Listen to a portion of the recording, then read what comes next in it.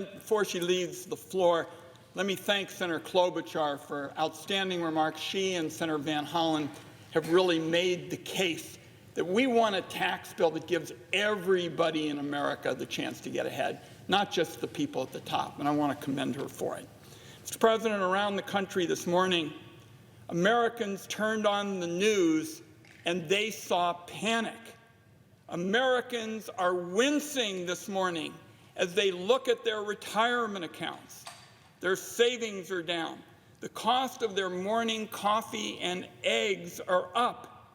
The markets are looking bloody, and people are afraid for their jobs and their own personal finances. Not so for the ultra-wealthy.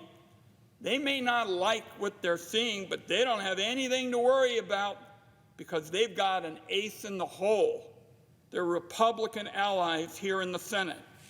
While Donald Trump torches what used to be the world's strongest economy, Republicans scramble to pass a bailout for billionaires and big corporations.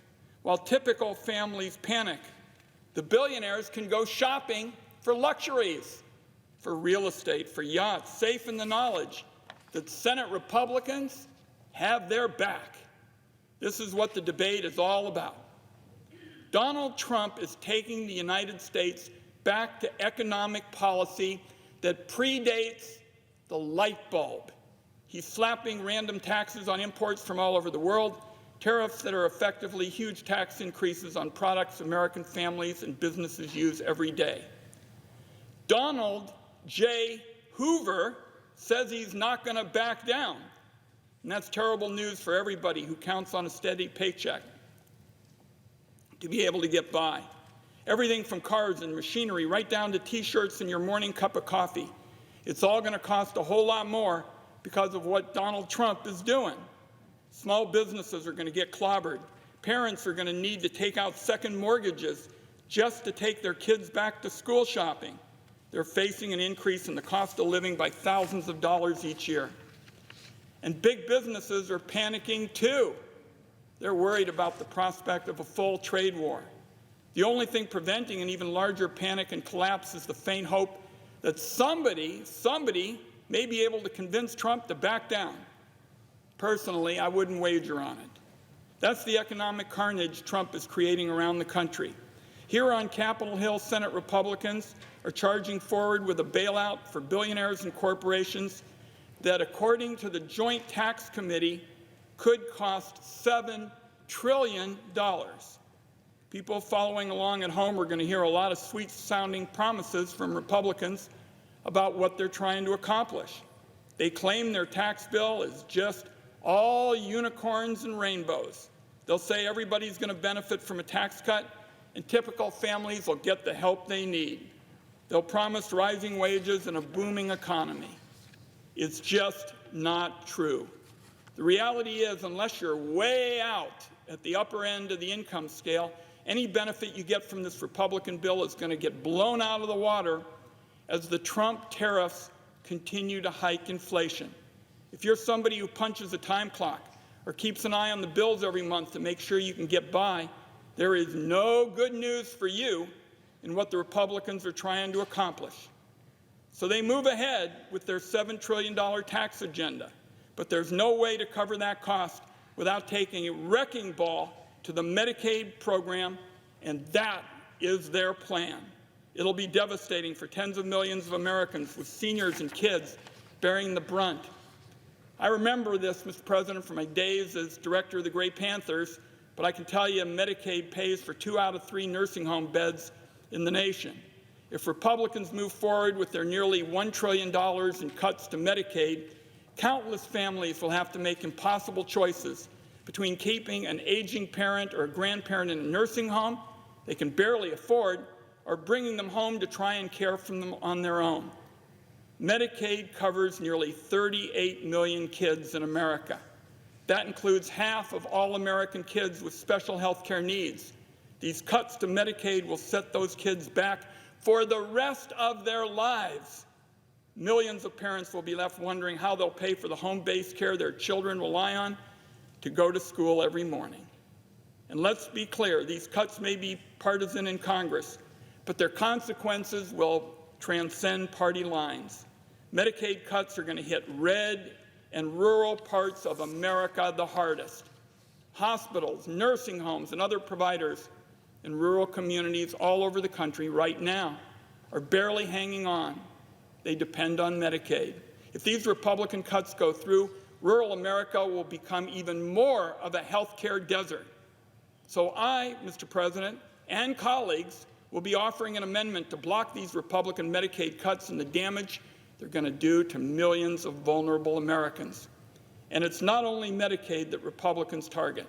Countless other lifelines that seniors and families rely on are on the chopping block. Meals on Wheels, which helps seniors get a hot meal. Head Start, which helps seniors get set up for, Head Start, which helps kids get set up for success in the future with early learning and development. Food assistance that's going to help millions of families stay out of hunger.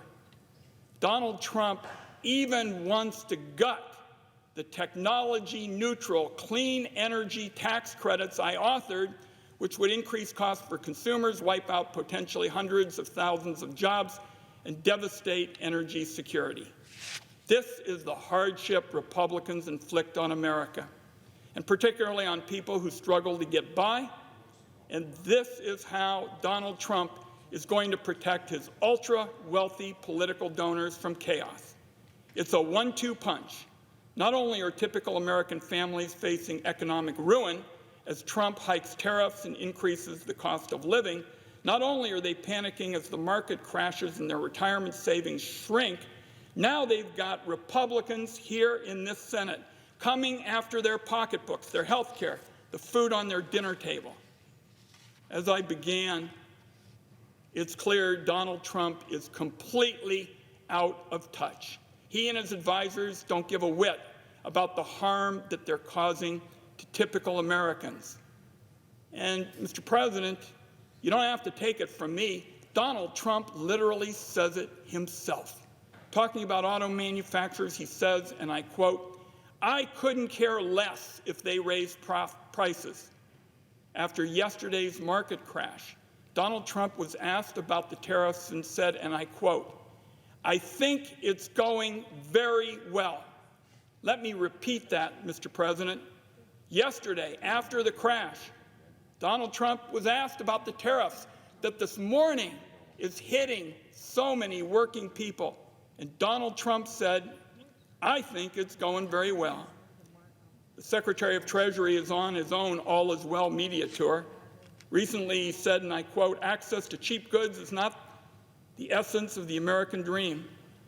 I don't know about this billionaire's interpretation, but I'll tell you what's not part of the American dream: getting charged $10 for a cup of black coffee because the Trump administration is too incompetent to figure out a smart approach to tariffs. A few days ago, with concerns bubbling up over what tariffs would do, the Secretary of Treasury said, and I quote, "The reason stocks are a safe and great investment is because you're looking over the long term. The long-term spin is as dismissive as it gets.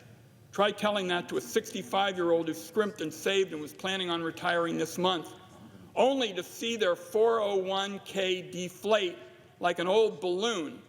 Nothing can illustrate how out of touch these guys are more clearly than what Trump said this week during his rambling press conference announcing his tariffs. Listen to this, Mr. President. Talking about shopping for food, Donald Trump actually said it's an old-fashioned term that we use, quote, groceries. I used it on the campaign. It's such an old-fashioned term, but a beautiful term, groceries. It says a bag with different things in it, end quote. So in closing, Mr. President, it is obvious that Donald Trump has not got the first clue of how the vast majority of Americans live or the hardship they face in the months and years ahead as he wrecks the economy. What's he doing now? He's hobnobbing down in Florida at his private country club resort where the Saudi government is helping financially with a splashy golf tournament.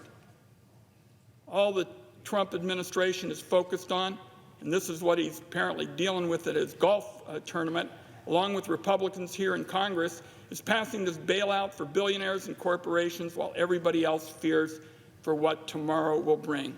As the debate goes forward, Democrats are going to offer a whole host of amendments to put what I believe is a morally bankrupt bargain on full display for the American people.